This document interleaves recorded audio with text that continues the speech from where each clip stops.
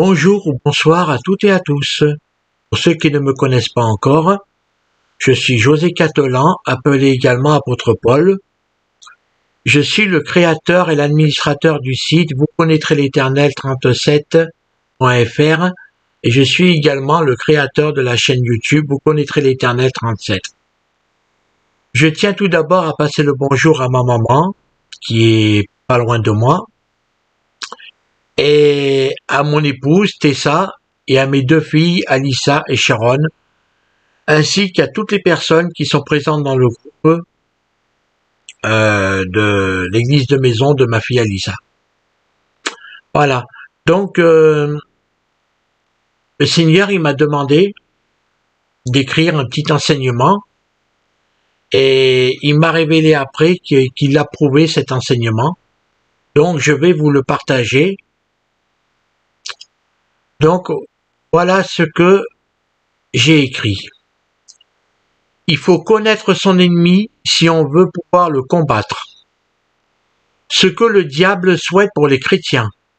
Il veut retourner la morale, faire de l'orgueil une grandeur, de la jalousie une preuve d'ambition, de l'avarice une forme de prévoyance, de la paresse un respect du corps, du mensonge une habileté sociale, de la trahison une liberté personnelle. Depuis trop longtemps, les hommes servent Dieu en public et servent Satan en privé. Vous leur enseignez l'amour, mais ils gardent leur bien pour eux. Vous leur enseignez l'humilité, mais ils veulent être applaudis.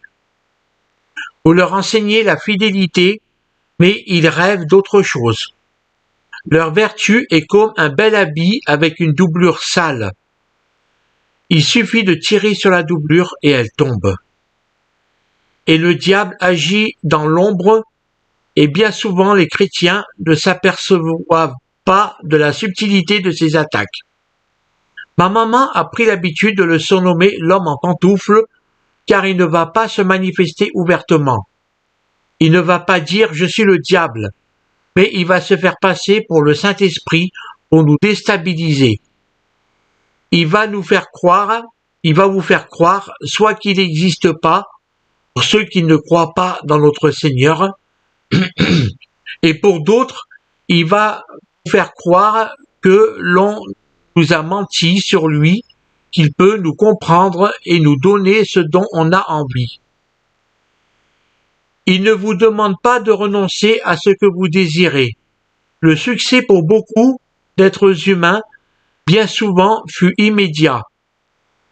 Les êtres humains adorent qu'on transforme leur faiblesse en vertu.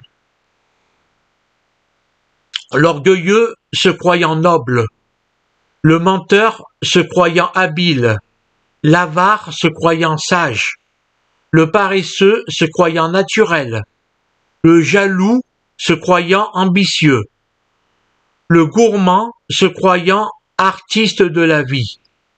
Très vite, si l'on ne prend pas garde à ces attaques, cela pourrait passer comme quelque chose de naturel.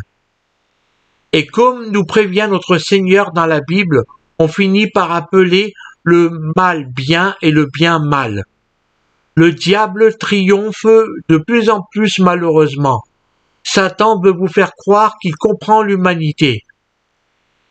Si l'on veut se détacher de lui et se rapprocher du Seigneur Jésus-Christ, il y a une méthode toute simple, c'est de cesser de l'écouter et d'agir uniquement par amour envers notre prochain sans rien espérer en retour.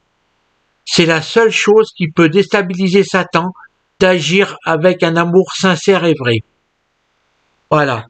Donc c'est un enseignement que j'ai écrit cette nuit même, le lundi 25 mai 2026, approuvé par l'Éternel Tout-Puissant.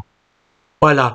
Donc, un petit enseignement court, mais je pense qu'il peut être important, parce que bien trop souvent, c'est vrai, nous le laissons agir dans nos vies, nous laissons Satan agir dans nos vies, et nous prenons pas garde à ses attaques, ne prenons pas au sérieux qui il est réellement, et c'est triste, c'est malheureux.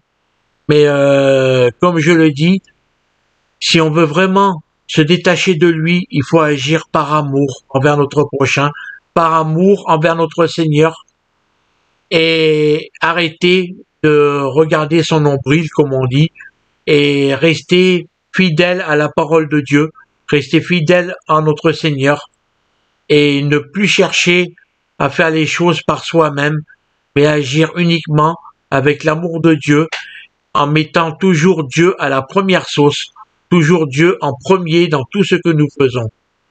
Mettre toujours le Seigneur Jésus-Christ en premier dans tout ce que nous entreprenons chaque jour. Je crois que c'est la meilleure façon de faire pour que Satan et les démons nous libèrent, ou nous lâchent. Voilà. Ça sert à rien de se faire imposer les mains pour être libéré des attaques démoniaques. Ce qu'il faut, c'est agir par amour, c'est agir en obéissance à la parole de Dieu, en mettant en pratique ce que le Seigneur Jésus-Christ a dit dans sa parole. C'est la seule chose qui pourra faire fuir Satan et les démons de notre vie. Vous savez, le Seigneur Jésus-Christ, quand il répondait à Satan, il répondait par les Écritures. Il est écrit. Et nous devrions faire pareil, mais pas seulement. Nous devrions aussi agir. Parce que répondre par les Écritures, c'est bien. Mais si on n'a pas une sincérité de cœur, si on n'a pas l'amour dans le cœur, ça ne sert à rien. Voilà. Voilà pour ce petit enseignement. Je vous souhaite à toutes et à tous une bonne continuation dans votre marche avec le Seigneur. Marchez toujours dans l'amour de notre Seigneur et la repentance. C'est ce qu'il y a de plus important. Je vous souhaite à tous une bonne continuation. Prenez soin de vous. Je vous aime dans l'amour du Seigneur. Soyez bénis, restez bénis, demeurez bénis, vous êtes bénis. Et je vous dis à très bientôt.